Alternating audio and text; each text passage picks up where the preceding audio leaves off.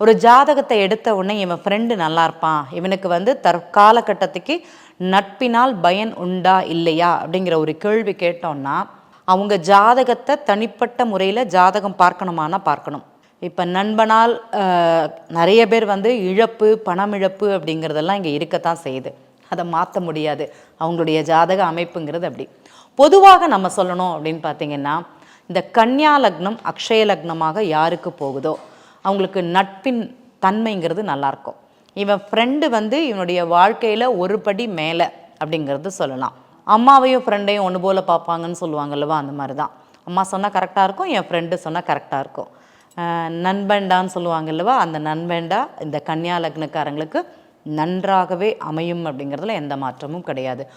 ஆத்மார்த்தமான நட்பு, சண்டை வந்தாலும் இது பண்ணாலுமே அந்த நட்பு நல்லா இருக்குமானா நல்லாயிருக்கும். சரி, வேறு யாருக்கு நல்லாயிருக்கும்? மீன லக்னக்காரங்களுக்கு நட்பு நிலைங்கிறது நல்லாயிருக்கும். இவங்களுக்கும் ஹார்ட்ஃபுல்லாக இருக்குது. எனக்கு சின்ன குழந்தையிலேருந்தே அவனை தெரியும். அவர்களுடைய ஜாதகத்தில் நட்புன்னு சொல்லக்கூடிய பாவகம் நன்றாக இருந்தால் மட்டுமே தான் இது சரியாக இருக்கும், இல்லைன்னா சரியாக இருக்காதுங்கிறத தெரிஞ்சுக்கோங்க. சரிங்களா? இந்த மீன லக்னத்திற்கு 7ஆம் பாவகம் நல்லா இருந்ததுன்னா நட்பின் நிலைங்கிறது நல்லாயிருக்கும், சூப்பராக இருக்கும். புதன் மட்டும் நல்ல இடத்துல இருந்துட்டார்னா நண்பன் பேச்சு தான் அவங்களுக்கு முன்னுதாரணம், ஒரு தைரியம்.